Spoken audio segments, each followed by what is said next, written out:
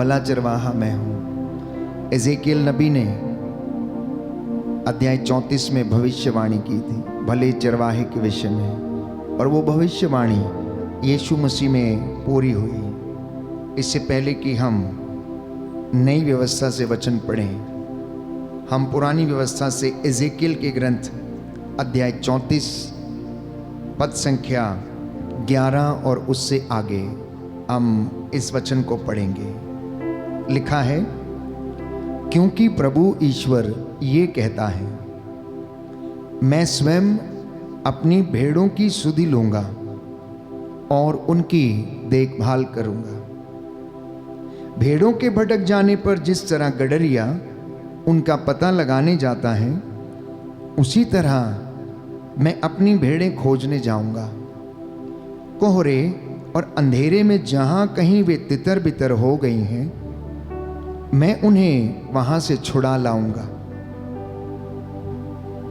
मैं उन्हें राष्ट्रों में से निकालकर और विदेशों से एकत्र कर उनके अपने देश लौटा लाऊंगा। मैं उन्हें इज़राइल के पहाड़ों पर, घाटियों में और देश भर के बसे हुए स्थानों पर चराऊंगा। मैं उन्हें अच्छे चरागाहों में ले चलूंगा।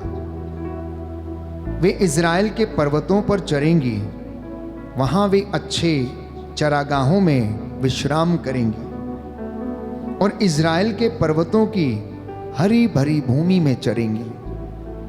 प्रभु कहता है, मैं स्वयं अपनी भेड़ों का चरवाहा होऊंगा और उन्हें विश्राम करने की जगह दिखाऊंगा। जो भेड़ें खो गई हैं, मैं उन्हें खोज निकालूंगा। जो भटक गई हैं, मैं उन्हें लौटा लाऊंगा।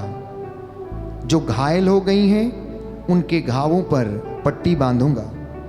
जो बीमार हैं, उन्हें चंगा करूंगा। जो मोटी और भली चंगी हैं, उनकी देखरेख करूंगा।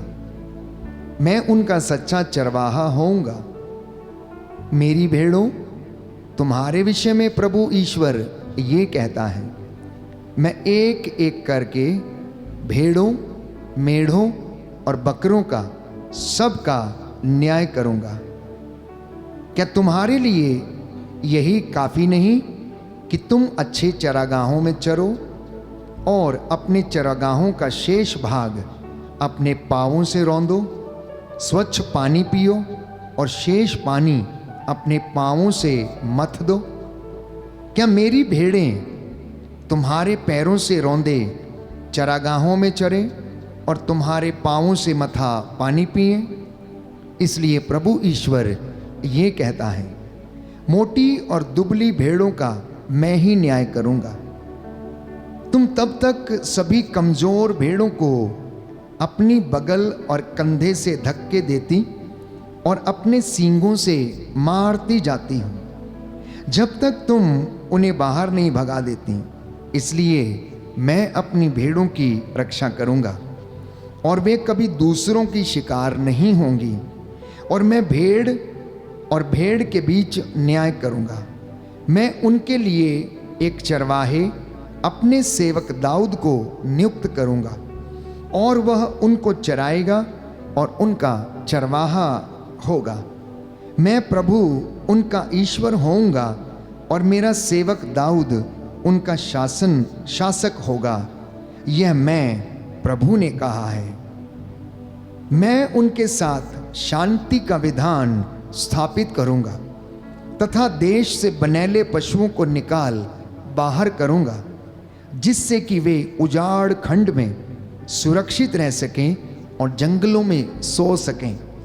मैं उनको और अपनी पहाड़ी के चारों ओर के स्थानों को आशीर्वाद दूंगा। कहता है, मैं उनको और अपनी पहाड़ी के चारों ओर के स्थानों को आशीर्वाद दूंगा।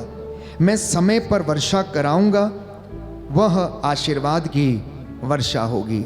आमीन, हालेलुया, हालेलुया। यीशु की स्तुति हो, यीशु की स्तुति यीशु हो, को धन्यवाद, यीशु को धन्यवाद, यीशु की आराधना हो, यीशु की आराधना यीशु हो, की महिमा हो, यीशु की महिमा यीशु हो, को धन्यवाद। यीशु को धन्यवाद। Hallelujah, hallelujah. हे प्रभु यीशु, हे प्रभु मैं यीशु, विश्वास करता हूँ मैं विश्वास आप करता भला हूँ, चरवाहा हैं, आप भला चरवाहा हैं, मैं आपकी आवाज को मैं आपकी आवाज को पहचानता हूँ। पहचानता हूँ। Hallelujah, hallelujah, hallelujah. हालेलुया।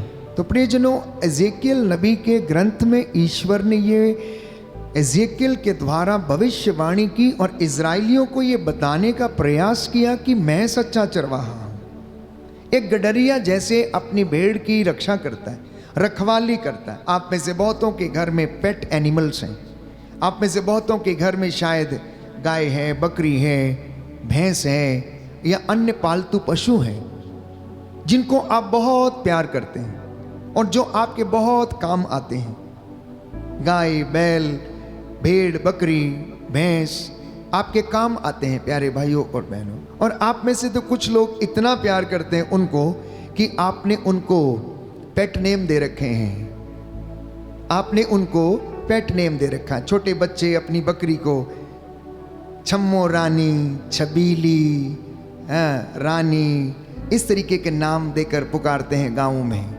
और ग्वाला जब अपनी भेड़ों के पीछे पीछे रहता है, वो एक एक को नाम लेकर पुकारता है, क्योंकि उसका रोज का उठना बैठना उनके साथ होता है।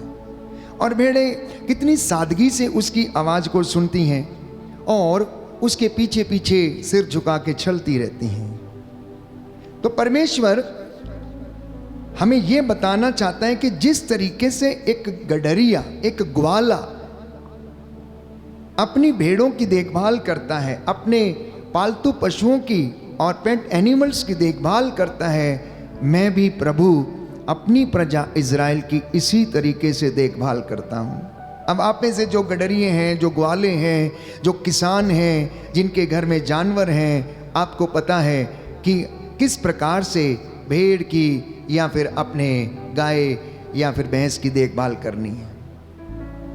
जब वो लिटर करने के लिए तैयार होती हैं, जब वो प्यारे भाइयों और बहनों गर्भावस्था में होती हैं, तो गडरिया उसे धीरे धीरे ले चलता है, दूसरे जानवरों से उसे अलग बांधता है, उसकी देखभाल करता है ताकि दूसरे पशु उसको धक्का ना मारें। और इसमें लिखा गया है कि तुम मोटी मोटी तगड़ी भेड़ें इन पतली पतली छोटी छोटी भेड़ों को क्या करती हो, टक्कर मारती हो, जब तक कि तुम उन्हें बाड़े में से बाहर ना निकाल दो।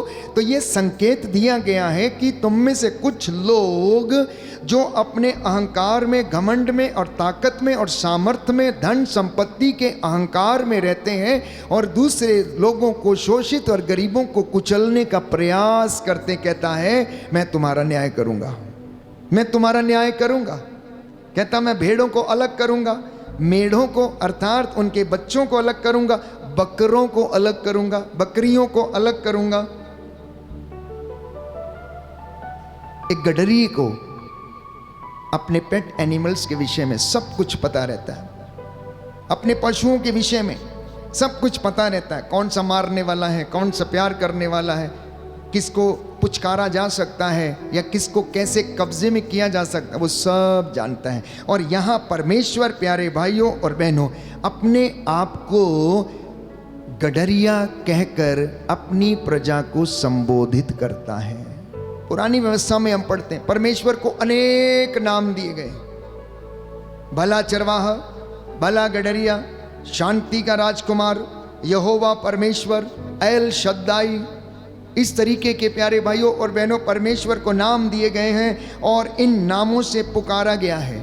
वो परमेश्वर चंगा करने वाला परमेश्वर, स्वस्थ करने वाला परमेश्वर। यदि राजाओं के दूसरे ग्रंथ अध्याय 20 पद संख्या 5 और उससे आगे आप पढ़ेंगे तो वहाँ पर प्यारे भाइयों और बहनों लिखा है कि परमेश्वर चंगा करने वाला परमेश्वर। राजाओं का दूसरा ग्रंथ अध्याय 20 पद संख्या 5 और उससे आगे। हालेलुया, हालेलुया, यीशु की स्तुति हो, यीशु को धन्यवाद, यीशु की आराधना हो, यीशु की महिमा हो, यीशु को धन्यवाद, हालेलुया। यहाँ पर लिखा है मेरी प्रजा के शासक हिजकिय्याह के पास लौट जाओ और उससे कहो तुम्हारे पूर्वज दाऊद का प्रभु ईश्वर यह कहता है, मैंने तुम्हारी प्रार्थना सुनी और तुम्हारे आंसू देखे हैं। मैंने तुम्हारी प्रार्थना सुनी और तुम्हारे आंसू देखे हैं। देखो, मैं तुम्हें अच्छा कर दूंगा और तुम तीसरे दिन ईश्वर के मंदिर जाओगे। मैं तुम्हारी आयु 15 वर्ष बढ़ा दूंगा। मैं तुम्हारी आयु 15 वर्ष बढ़ा दूंगा। मैं अश्शूर के राजा से तुम्हारी और इस नगर की रक्षा करूंगा। मैं अपने वचन तथा अपने सेवक दाऊद के कारण इस नगर की रक्षा करूंगा।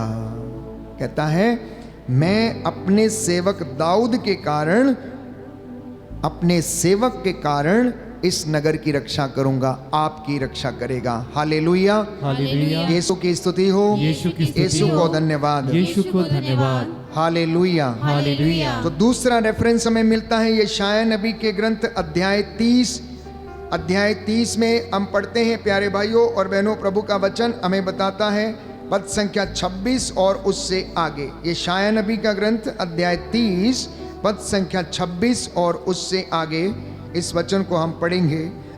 इस प्रभु इस वचन के द्वारा हमसे बातें करना चाहता है। अध्याय 30 पद संख्या 26 और उससे आगे लिखा है, जिस दिन प्रभु अपनी प्रजा के टूटे हुए अंगों पर पट्टी बांधेगा और उसकी चोटों के घावों को चंगा करेगा, उस दिन चंद्रमा का प्रकाश सूर्य की तरह होगा और सूर्य का प्रकाश 7 दिनों के सम्मिलित प्रकाश के सदृश 7 गुना प्रचंड हो उठेगा। ये प्रभु वादा करता है कि जिस दिन वो मिस्र में रहने वाली अपनी प्रजा के घावों पर पट्टी बांधेगा, उस दिन ईश्वर का सामर्थ्य प्यारे भाइयों और बहनों चमकते हुए सूरज के जो 7 गुना प्रकाश से भी ज़्यादा प्रचंड होगा।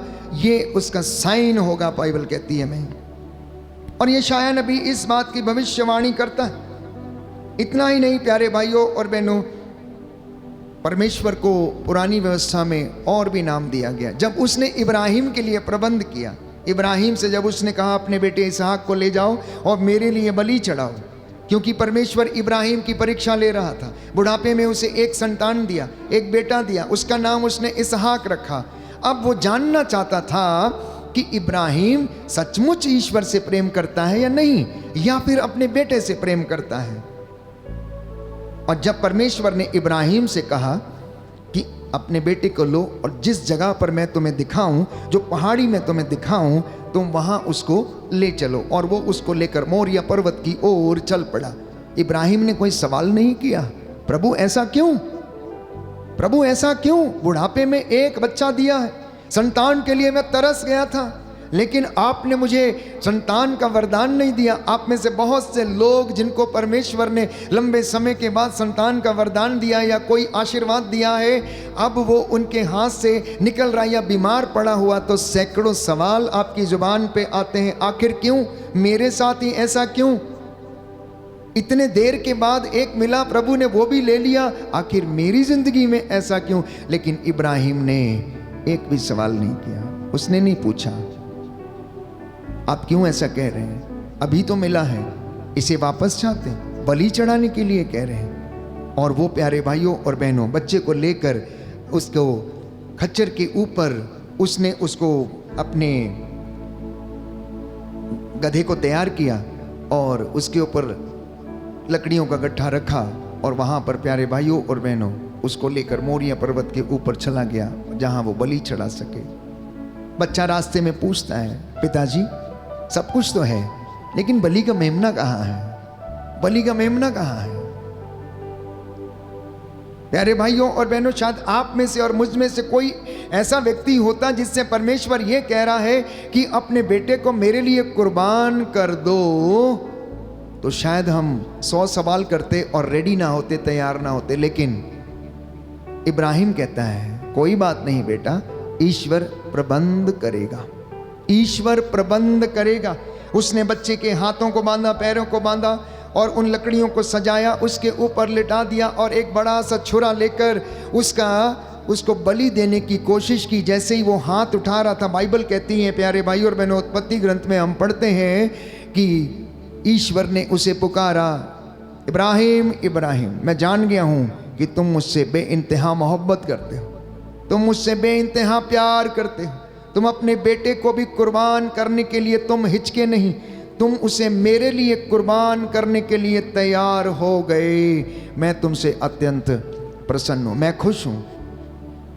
इसलिए बच्चे पर हाथ मत उठाना, बच्चे पर हाथ मत उठाना। और उसके थोड़ी ही देर के बाद प्यारे भाइयों और बहनों, इब्राहिम ने देखा कि एक छोटा मेमना जिसके सींग कांटों में और झाड़ियों में फंसे हुए हैं, इब्राहिम उसको गया, उसको झाड़ियों से निकालकर, कांटों से निकालकर उसको उस बलि वेदी पर उसने रखा और ईश्वर के लिए उसे बलिदान अर्पित कर दिया। और इब्राहिम ने उस जगह का नाम रखा प्रबंध करने वाला ईश्वर। प्रभु प्रबंध करता है। उस पहाड़ी का नाम रखा प्रभु प्रबंध करता है अपने दासों के लिए, अपने सेवकों के लिए। तो ईश्वर को पुराने व्यवस्थान में इस नाम से भी पुकारा गया है। कौन कौन सा नाम? भला चरवाहा, भला गडरिया, चंगा करने वाला ईश्वर, स्वास्थ्य प्रदान करने वाला ईश्वर, प्रबंध करने वाला ईश्वर और शांति का राजकुमार। शांति का राजकुमार उसे कहकर पुकारा गया है। भले चरवाहे की संज्ञा भजन संहिता 23 में साम नंबर 23 में उनको दी गई है कि प्रभु मेरा चरवाहा है, मुझे किसी बात की कमी नहीं है, वो मेरे लिए प्रबंध करता है, वो मुझे जल के पास ले जाकर मुझ में नवजीवन का संचार करता है। Hallelujah, hallelujah. यीशु की स्तुति हो, यीशु की स्तुति यीशु हो, को धन्यवाद हो, यीशु को यीशु की धन्यवाद, आराधना हो, यीशु की आराधना यीशु की महिमा हो, यीशु की महिमा हो, यीशु को धन्यवाद हो। यीशु को धन्यवाद। Hallelujah, hallelujah, hallelujah. हालेलुया। आइए प्रभु यीशु आइए प्रभु यीशु मेरे जीवन में, मेरे जीवन मेरे में, परिवार में मेरे परिवार में आशीष प्रदान कीजिए। आशीष प्रदान कीजिए। हे प्रभु यीशु, हे प्रभु यीशु, मैं अपने परिवार को मैं अपने परिवार को आपके चरणों में आपके चरणों समर्पित में करता हूँ। समर्पित करता हूँ। Hallelujah, hallelujah, hallelujah. हालेलुया। एक और नाम से ईश्वर को पुकारा गया। यिर्मयाह नबी का ग्रंथ अध्याय 23 पद संख्या 6 और उससे आगे। Book of Jeremiah chapter 23 verse 6। Book of Jeremiah chapter 23 verse 6। उसके राज्यकाल में यूदा का उद्धार होगा और इज़राइल सुरक्षित रहेगा। उसके राज्यकाल में यूदा का उद्धार होगा और इज़राइल सुरक्षित रहेगा और उसका यह नाम रखा जाएगा, प्रभु ही हमारी धार्मिकता है। प्रभु हमारी धार्मिकता है, ये संज्ञा दी गई है प्यारे भाइयों और बहनों। इतना ही नहीं, परमेश्वर ने स्वयं अपने नाम को जाहिर किया। विधि विवरण ग्रंथ में हम पढ़ते हैं अध्याय 6 पद संख्या 4 और उससे आगे कि परमेश्वर अपने नाम को जाहिर करता है। विधि विवरण ग्रंथ अध्याय 6 पद संख्या 4 और उससे आगे सुंदर वचन है। Hallelujah, hallelujah. यीशु की स्तुति हो, यीशु की स्तुति यीशु हो, को धन्यवाद, यीशु को धन्यवाद, यीशु की आराधना हो, यीशु की आराधना यीशु हो, की महिमा हो, यीशु की महिमा यीशु हो, को धन्यवाद। यीशु को धन्यवाद। Hallelujah, hallelujah, hallelujah. हालेलुया। लिखा है, इज़राइल सुनो, हमारा प्रभु ईश्वर एकमात्र प्रभु है। तुम अपने प्रभु ईश्वर को अपने सारे हृदय और अपनी सारी आत्मा से और अपनी सारी शक्ति से प्यार करो। और निर्गमन ग्रंथ अध्याय 3 पद संख्या 14 में, जहाँ पर प्रभु का वचन हमें बताता है कि उसने मूसा को अपना नाम व्यक्त किया और उससे कहा कि मेरा नाम सत्य है। मेरा नाम क्या है? मेरा नाम सत्य है। मूसा ने कहा तो फिर मुझे अपनी महिमा दिखा। बोला नहीं, तू मेरी महिमा नहीं देख सकता है, तू मेरा चेहरा नहीं देख सकता है। यदि तू मेरा चेहरा देख लेगा तो तू भस्म हो जाएगा, तू भस्म हो जाएगा। प्यारे भाइयों और बहनों, और ईश्वर ने उससे कहा कि मैं तेरे सामने से निकलूंगा और तू मेरी पीठ के दर्शन कर सकेगा। और ऐसा ही हुआ। लिखा है यहाँ पर ईश्वर का नाम। मूसा ने झाड़ी में से प्रभु की वाणी सुनकर उससे कहा, जब मैं इज़राइलियों के पास पहुंचकर उनसे यह कहूँगा, तुम्हारे पूर्वजों के ईश्वर ने मुझे तुम्हारे पास भेजा है और वे मुझसे पूछेंगे कि उसका नाम क्या है, तो मैं उन्हें क्या उत्तर दूंगा। मूसा ईश्वर से सवाल करता है, ईश्वर से सवाल करता, मैं उन्हें क्या बताऊंगा कि मैं किससे मिल के आया हूं, किससे बात करके आया हूं, किसने मुझे भेजा है। तो लिखा है, ईश्वर ने मूसा से कहा, ईश्वर ने मूसा से कहा, मेरा नाम सत्य है, मेरा नाम सत्य है। उसने फिर कहा, तुम इज़राइलियों को यह उत्तर दोगे, जिसका नाम सत्य है उसी ने मुझे भेजा है, जिसका नाम सत्य है उसी ने मुझे भेजा है। तो प्रियजनों, आज का ये वचन आपको संदेश के रूप में और शिक्षा के रूप में सुनाया जा रहा है कि जिस परमेश्वर की हम आराधना करते हैं, यहोवा परमेश्वर की, पुरानी व्यवस्था में उसको अनेक नामों से पुकारा गया है, लेकिन उसका वास्तविक नाम, असली अर्थ जो स्वयं उसने कहा वो है, मेरा नाम सत्य है। और मूसा से उससे कहा कि जब तुम लोगों के पास जाओ तो ये कहना कि जिसका नाम सत्य है उसने मुझे भेजा है, जिसका नाम सत्य है आज उसने मुझे अपने दास को आप लोगों से ये बातचीत करने के लिए भेजा है कि यहोवा परमेश्वर, एल शद्दाई, सेनाओं का यहोवा, प्रबंध करने वाला ईश्वर, उद्धारक ईश्वर, शांति का राजकुमार, अपनी भेड़ों का चरवाहा, अपनी भेड़ों का गडरिया, उनकी देखभाल करने वाला परमेश्वर ये कहता है, मैं पवित्र हूं, तो इसलिए तुम मेरे लिए पवित्र बनो। तुम्हारी धार्मिकता तुम्हारे आगे आगे चले और मेरी महिमा तुम्हारे पीछे पीछे आएगी। हालेलुया, यीशु की स्तुति हो, यीशु को धन्यवाद, यीशु की आराधना हो, यीशु की महिमा हो, यीशु को धन्यवाद। हे प्रभु यीशु, मुझे अपने जीवन में शांति प्रदान कीजिए, आशीर्वाद प्रदान कीजिए। Hallelujah, hallelujah.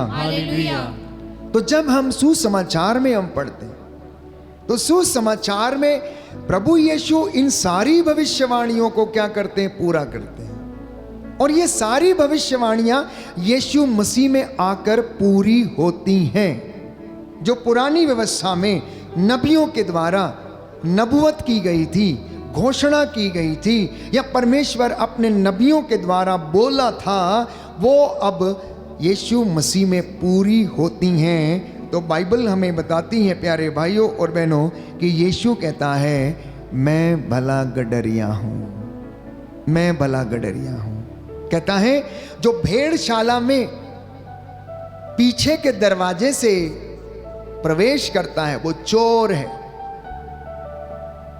वो चोर है, लेकिन जो सामने के दरवाजे से प्रवेश करता है वो वास्तव में सच्चा चरवाहा, सच्चा गडरिया, भला चरवाहा है। भले चरवाहे में और डुप्लीकेट चरवाहे में अंतर क्या है? भला चरवाहा अपनी भेड़ों को, प्यारे भाइयों और बहनों, जंगली जानवरों से बचाता है, और जब जंगली जानवर अटैक करता है तो वो उनसे क्या कर लेता है, लड़ने के लिए तैयार हो जाता है, रक्षा करने के लिए तैयार हो जाता है। लेकिन डुप्लीकेट चरवाहा जिसे कोई परवाह नहीं होती है, वो उनको वहीं पर छोड़कर वो भाग जाता है, वो भाग जाता है। इसलिए प्यारे भाइयों और बहनों, आज जब हम इस वचन को सुन रहे हैं तो प्रभु यीशु के इस वचन को हम आत्मसात करने की कोशिश करें। आप पिता, आप माता अपने घर के भले चरवाहे बनने का पूरा पूरा प्रयास करें। आप अपने खानदान के, अपने परिवार के भले गडरिए बनने की पूरी पूरी कोशिश करें।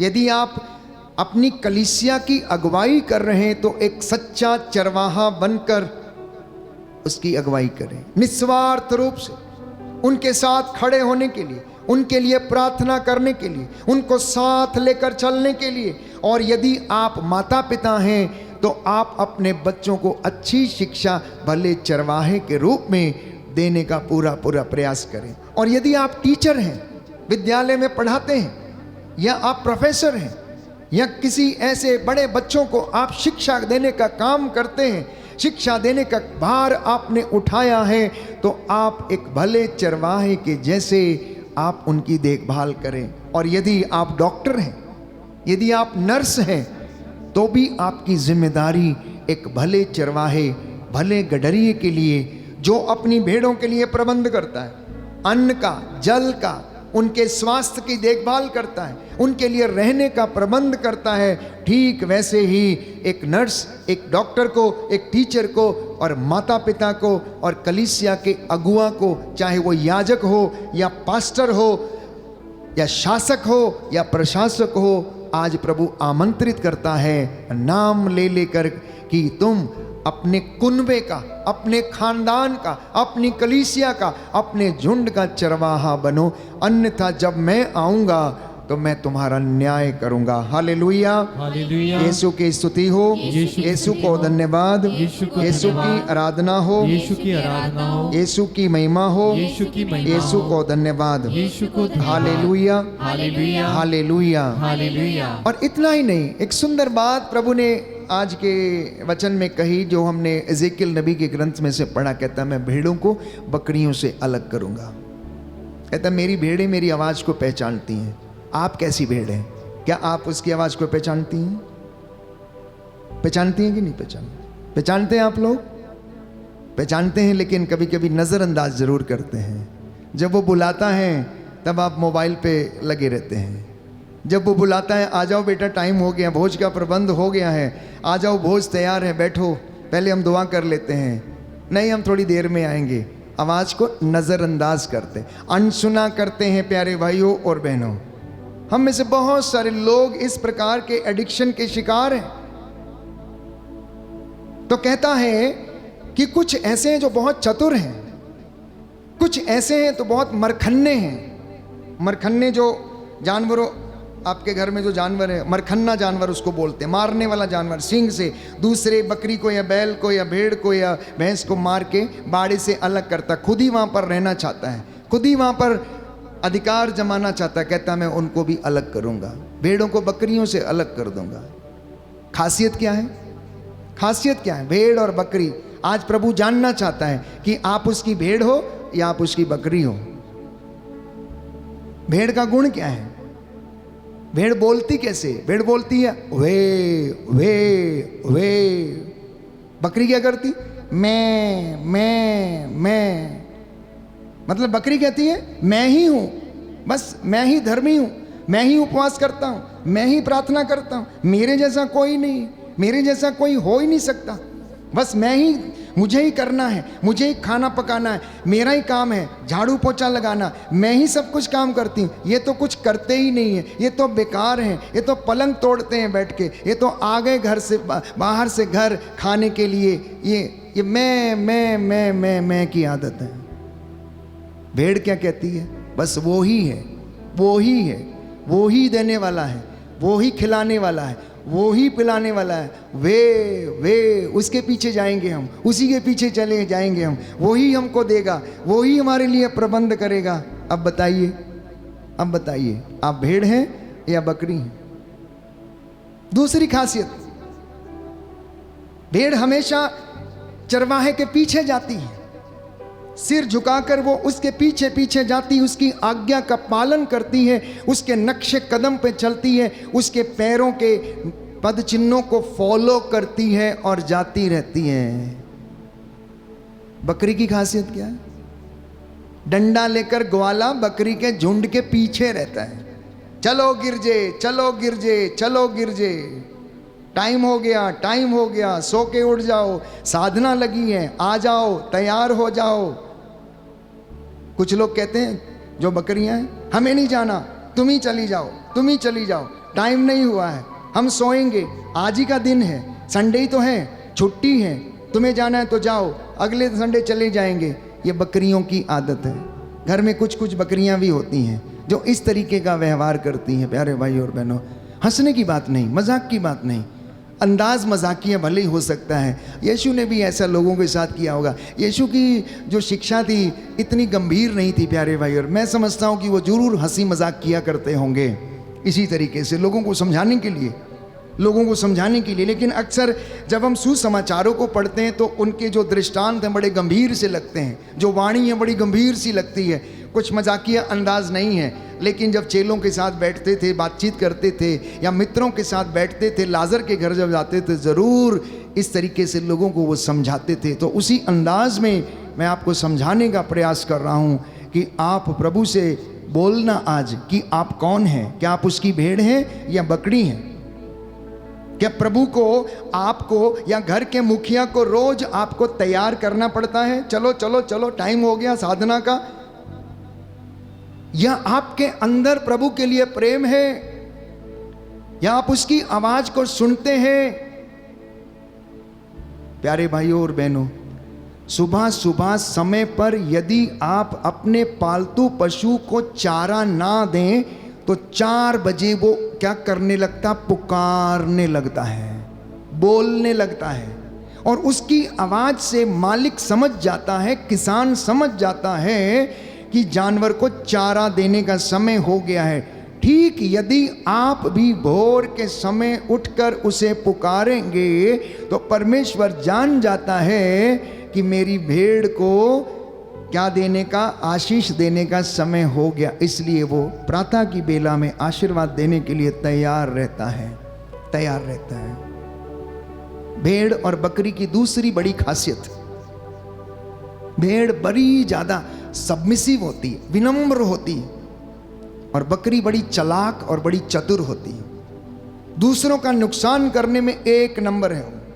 मार्ग में चलते चलते अगर किसी का कोई भी हरा पेड़ दिखा तो प्यारे भाइयों और बहनों उसके ऊपर टांग उठाकर चढ़ेगी और पूरे पत्ते उसके खा लेगी।